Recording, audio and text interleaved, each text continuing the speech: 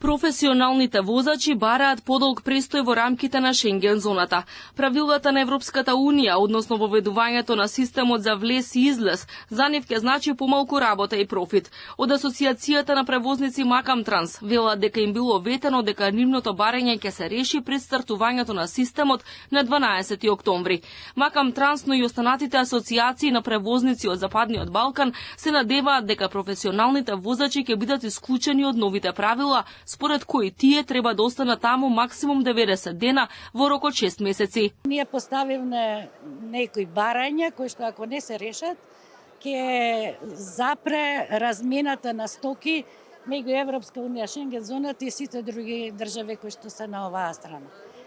И се надеваме дека ќе има слух малце, затоа што проблемот е генерален, имам недостаток на возачи сегда и замислите ако треба уште 90 дена престој да не се рачуна, тогаш ќе бидеме преполовени. Вице-премиерот и министер за транспорт Александар Николовски е свесен за проблемот за кој алармираат превозниците. Во тек биле преговори и се надева дека ќе има позитивен одговор. Нагласи дека транспортот и складирањето се важни сектори за македонската економија со раст од 6,1% во вториот квартал. Напомена дека владата интензивно вложува и гради патишта и пруги за да им помогне на превозниците и да го забрза транспортот. Николовски нагласи дека следната година ќе почне реконструкција на обиколницата околу главниот град.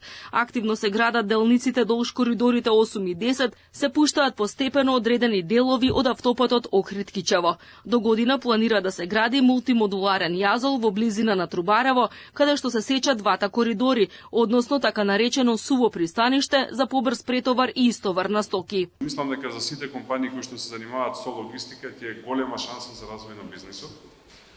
Очекувам да првата фаза ја започнеме следната година, тоа е изградба на инфраструктура во страна на државата, а втората фаза година дена после тоа, која што ќе значи целосна реализација на проектот и проширување, со цел да практично тоа стане пристаниште на суво, односно целата роба која што доаѓа од Атина, од Солун, која ќе се реализира коридорот 8 железнички и од таму, да се претовара тука и да го земе приматот кој што сега го имаат некои соседни држави.